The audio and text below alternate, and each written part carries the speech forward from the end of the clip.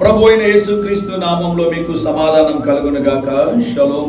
ఈ ఉదయకాల సమయంలో ఈ రీతిగా మీ అందరిని కలుసుకోవడానికి దేవుడు అనుగ్రహించినటువంటి మరొక తరుణము కొరకై, అవకాశము కొరకై దేవునికి కృతజ్ఞతాస్తుతులు చెల్లిస్తా ఉన్నాను. స్టూడియో మొత్తం రెనోవేషన్ వర్క్లో ఉంది కనుక కాస్త టెక్నికల్ ప్రాబ్లమ్స్ ఏర్పడుతున్నాయి. దయతో మీరు క్షమించాల్సిందిగా దేవుని సేవకుడిగా మనవి చేస్తూ ఉన్నాను.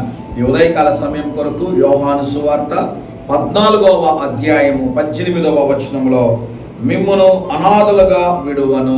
దేవుని నామానికి స్తోత్రం కలుగును గాక. దేవుడు మీకు ఇస్తున్నటువంటి శ్రేష్టమైన వాగ్దానము, మిమ్ములను అనాథలుగా నేను విడువను. దేవుని నామానికి స్తోత్రం కలుగును గాక. కొన్ని కుటుంబాల్లో మీరు గమనించినట్లయితే ఎప్పుడు కూడా భర్త ఒక మాట అంటూ ఉంటాడు, సార్ నా భార్య నన్ను పట్టించుకోవడం లేదండి, నాతో సరిగ్గా మాట్లాడడం లేదండి. కొన్ని కుటుంబాల్లో భార్యలు అంటూ ఉంటారు, నా భర్త నన్ను పట్టించుకోవడం లేదండి, బిడ్డలను పట్టించుకోవడం లేదండి. కొంతమంది పిల్లలు చెప్తుంటారు, మా తల్లిదండ్రులు మమ్మల్ని పట్టించుకోవడం లేదండి, మా ఇంట్లో అందరం ఉన్నాం కానీ మేము అనాథల్లాగా ఉన్నాం. గమనించండి ప్రియులారా, ఈ ఉదయకాల సమయంలో దేవుడు నీకు వాగ్దానం చేస్తున్నాడు.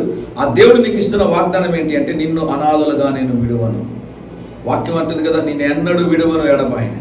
ఈరోజు ఒకవేళ నువ్వు కృంగిపోయి ఉన్నావా, నాకు ఎవరు లేరు అనుకుంటున్నావా, నన్ను ఆదరించేవారు, నాకు సహాయం చేసేవారు, నన్ను వెన్నుతట్టి ప్రోత్సహించేవారు లేరని నువ్వు అనుకుంటూ ఉంటే దేవుడు నీతో మాట్లాడుతున్నాడు, నేను నీతో కూడా ఉన్నాను, భయపడద్దు, నేను నిన్ను బలపరుస్తాను, నేను నిన్ను స్థిరపరుస్తాను, నేను నిన్ను నడిపిస్తాను, నీ ప్రతి అవసరతను సంధిస్తాను, నీకు ఎవరు లేరనుకోవద్దు.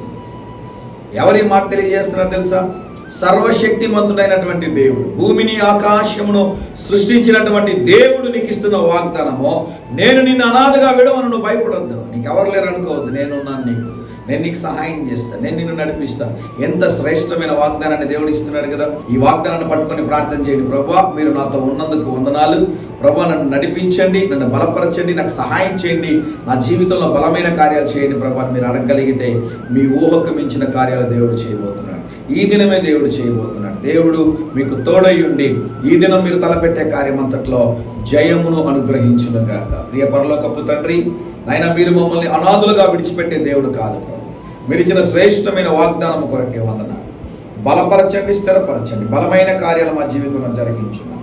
యేసు నామములో ప్రార్థిస్తున్నాము తండ్రి. ఆమేన్, ఆమేన్.